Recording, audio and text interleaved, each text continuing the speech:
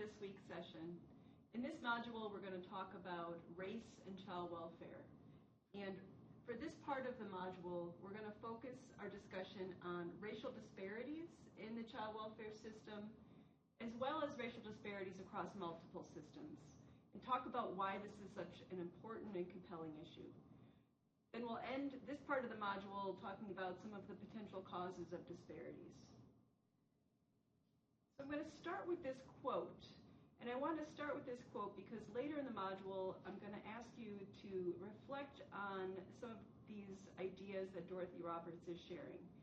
And she states, "If you came with no preconceptions about the purpose of the child welfare system, you would have to conclude that it is an institution designed to monitor, regulate, and punish poor families of color." So this is a pretty provocative statement that we're going to talk about for a little bit here, and then I'm going to ask you to reflect on at the end of the module. So let's start with talking about some definitions. Disproportionality, disparities, racial equity, what do these terms mean?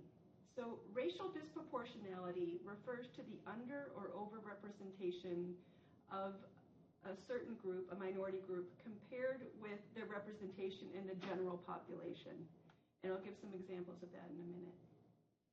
Racial disparities is a related concept, but this is really referring more to the unequal or disparate treatment of one group, of a minority group, compared to similarly situated white children and families. So it's unequal treatment of minority groups. So that's what we'll be talking about, but we're also going to talk about racial equity. And when I'm talking about racial equity, I'm really looking at a system where race is not associated with different outcomes. So you can't predict outcomes based solely on race, where all children are achieving safety, permanence, and well-being. So that is what I'm talking about when I'm talking about racial equity, that there's safety, permanence, and well-being for all children, regardless of race. So I'm going to jump into some data. There's lots of compelling research, compelling data that demonstrates the pervasiveness of this issue. We're going to start with the discussion in child welfare. So this is a big chart with lots of numbers, gives a sense of where New York falls. So you can see that New York is somewhat moderate. It has moderate disproportionality in child welfare in the foster care system. And you can see that it's 2.26. So what does that mean, that ratio of 2.26? That means that children of color in New York State are 2.26 times more likely to be in foster care compared to white children. So that disproportionality ratio just tells you they're over 2 times as likely to be in foster care compared to white children. And if we look at a few more specifics, if we break that down by race a little bit further, we can see that in New York, if we look at the first column gives you numbers of children in the general population. So for example, there's 50% of the child population in New York State is white, 16% is African American, and so on. If you look at the second column, that gives you the percentage of children in each racial group that is involved in the CPS system in child protection. And so you can see that white children are underrepresented. They make up 50% of the general population, but only 32% of the child welfare population. And that flips for African American, Hispanic, and Native American children. For African American children, they make up only 16% of the general population, but they make up almost 29% of the population involved in child protection. And so you can see that they're an overrepresented group. This gives some of the similar information, but a little bit more detailed. And there's a couple slides here that give similar information. But what I want you to focus on here is, again, let's take African American as an example. So African American is the red striped group. You can see in the general population that's a relatively small bar. But as you grow across these different decision-making points in child welfare, so the decision to report a child, that's the first column. The decision to substantiate that report is the second one. The decision to remove that child into out-of-home placement, entering foster care, is the third one. And so you can see that at each time time, that red bar gets bigger and bigger, showing that the disproportionality is increasing over each of those decision-making points. Again, this is a different way to show the same thing. I think this final chart shows it the best, though. So we can see at the very initial point, even at the very initial point when a child is reported to child protection, we already see a disproportionality. So the top line shows for African American children, they're 2.2 times more likely to be reported to child protection in New York State. Latino Hispanic children are 1.4 times more likely. And then again, you can see that at each point for African American children, that disparity increases. So for example, African American children, once they're involved in the system, are even more likely to enter foster care compared to white children.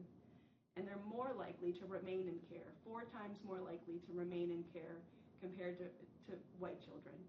We don't see that increasing disparity for Latino children, but we do see that there is an initial disparity at the reporting decision. So there's clear data that shows in New York State, and New York State is not alone. That first chart actually showed that New York State is relatively moderate, that there's much more extreme cases of disproportionality in other states across the country. But another reason this is compelling, why we must talk about racial disparities, is that this is a pervasive issue across multiple systems. And I'm sure this data is not going to be new for anyone, but I want to still present this data to make sure that we are all on the same page and that we can see that the data is conclusive, that there are pervasive disparities and disproportionalities across all of these systems: child welfare, public welfare, poverty, criminal justice, juvenile justice, health, mental health. Across all of these systems, we see disparities. And so that's why I'm arguing that we must pay attention to this. It's a compelling issue. So again, I'm sure much of this is not new, but I want to make sure that we know what the data shows us, that this is persistent. We know that poverty disproportionately impacts communities of color, particularly African American, Native American, Latino, multiracial children. In New York State, 1 out of 3 African American children are living in poverty. We know that studies have shown that even when there's equal playing field, white males with a master's degree earned $80,000, whereas African American males with the same degree earned only $61,000 a year. So we see discrimination, we see disparities, and we see disproportionality. We know that African Americans are 3.5 times more likely to experience homelessness. Additionally, this slide shows that the ability to accumulate assets is also disproportionate to white and black, and this is extreme. So the blue bar here shows the average assets of white individuals, and then those 2 small bars are the assets for African Americans and Latinos. So we can see that the wealth disparity is incredibly large in the United States. We also know that education, we see disparities in the education system. We hear about this when we hear about the achievement gap in educational outcomes. We know that so children are not experiencing the same level of achievement. We also see disparities in disciplinary actions in schools. African American students are suspended, 15% of all African American students are suspended compared to only 5% of white students. And so we see some of these differences across attendance, achievement, as well as disciplinary actions in schools, which leads to what some call the school-to-prison pipeline. So if you're having more punitive measures in schools, that's often leading a path for involvement in juvenile justice system, and then later criminal system. So here we see that 1 in every 106 white males, 18 and older, are incarcerated, whereas 1 in every 15 black males are incarcerated. So that, of course, we see just an incredible disparity of who is being incarcerated and imprisoned in the United States. And if we think about we're talking about children, youth, and families, thinking about the impact that this might have on families, of having so many absent males in communities, absent fathers in communities due to incarceration. It's really, you can really see a ripple effect of some of these things. We also know that some of these disparities, again, they start in the school system, they continue in the juvenile justice system, unfortunately, adding to that disparity we saw in the adult criminal justice system. Black and Hispanic children in New York State are arrested at more than twice the rate of white children. So again, we might know these numbers, but I think to see it in front of us is important. One note that I wanted to make is that there's some research to suggest that disparities may actually be worse in less diverse areas. And there's a theory called the visibility hypothesis that attempts to explain that. According to the visibility hypothesis, things like rates of out-of-home placement, juvenile justice, juvenile detention, that the rates are greater in localities where the proportion of minorities is relatively small, because those minorities are even more visible as compared to, say, large urban areas. And so where they're more visible, they may experience some of these disparities even more profoundly. And that would be true in New York State. So some of these disparities you see, this data here is given for the rest of the state, not New York City, for example. We also see this, lastly I'll talk about disparities across things like health and environmental justice. The chart here shows the disproportionality in infant mortality by race. We see that African American and American Indian children have much higher rates of infant mortality compared to white children. We also know that this is true across many indicators for health, including heart disease, diabetes, HIV/AIDS, substance abuse, mental health concerns. And so we see many of these disparities across the board. We also know that some community health indicators we also see a disparity. Things like access to healthy foods, access to green space, to outdoor space, safe space. We also see that disproportionate in areas of concentrated poverty, which are often areas, segregated areas with higher minority populations as well. And so, again, why am I presenting all this? This can seem overwhelming. We know that disparities now exist across all of these different systems. So I want to tie this directly to, our social work ethics.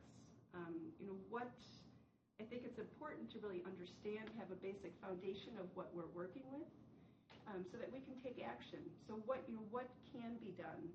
And I think that, again, we have good data. So now it is time to shift away from documenting the problem. I think it's well documented.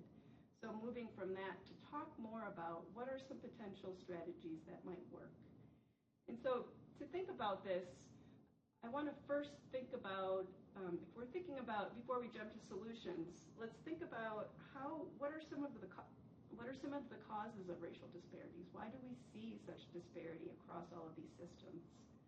And I'm not going to stop right here, but I do want you just to think for a minute. If you were to think and just jot down a few ideas, what would pop into your head? What are some potential causes of disparities?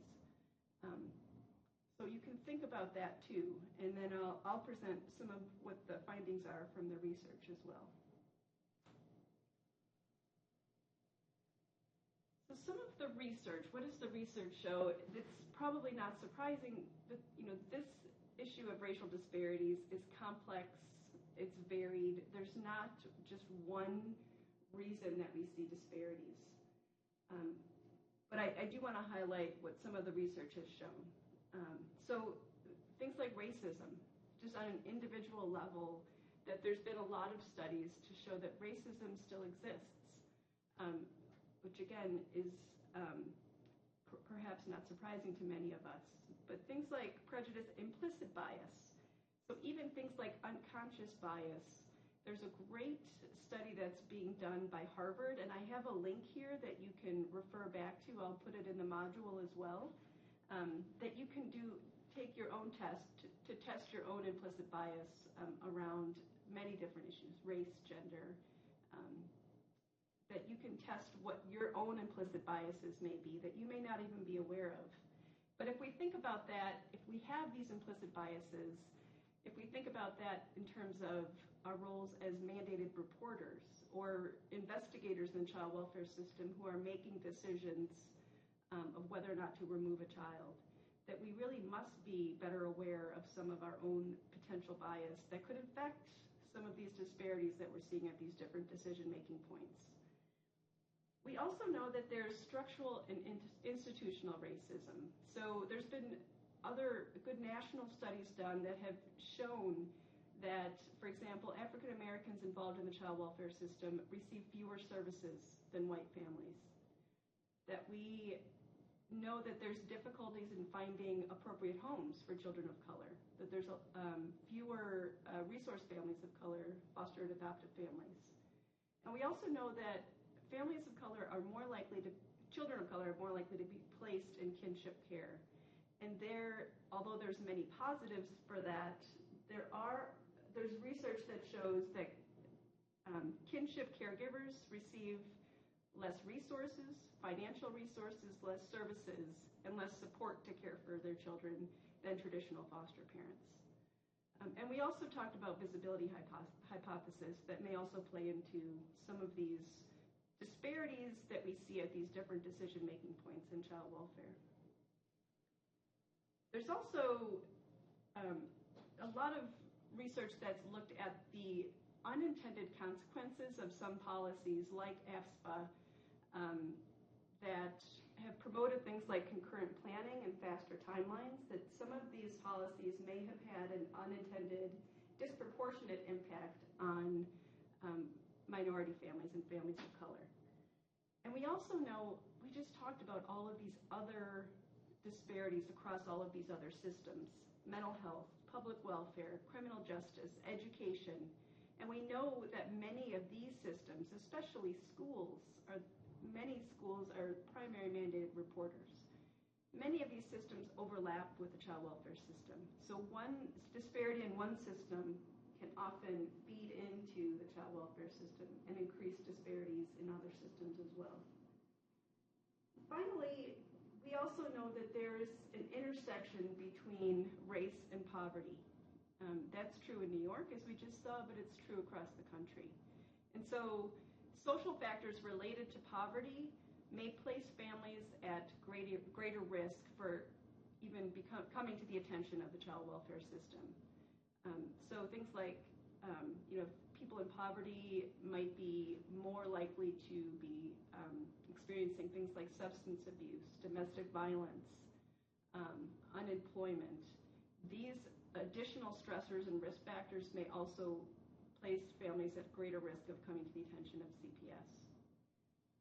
We also know that communities with concentrated poverty, research has also shown that there's actual neighborhood effects, that people living in the areas of concentrated poverty are more likely to become involved in the child welfare system. And why might that be? What are some reasons? Well, there's some research to show that some supportive elements for parents might be less available in these neighborhoods. Just mutual aid and support, and certainly resources may be less available within the community, so less accessible. Quality, affordable childcare. So even if there is childcare in the neighborhood, is it affordable enough? Is it quality? Is it a quality space to leave your children? Safe spaces to play, so having extra school activities, resources, community resources like that really support families but might be less accessible in areas of concentrated poverty. And so these are some potential. All of these issues combined may help explain why we see disparities. And so we're going to talk a little bit in the next session of the module about what are some promising strategies that are attempting to address this. some multifaceted, multi-systemic strategies that can actually address this. And so we're going to move to what can we do about it in the next section. Before we do that, I do have in the module these links for you to watch. So refer back to the module, watch all 3 parts of this video. And this will give some local context, looking at the experience of Native Americans historically and today in the Western New York region, in Southern Ontario region. And so this will give some local context, and we'll have some further discussion about this later in the module as well. So now we'll take a break so that you can go watch those.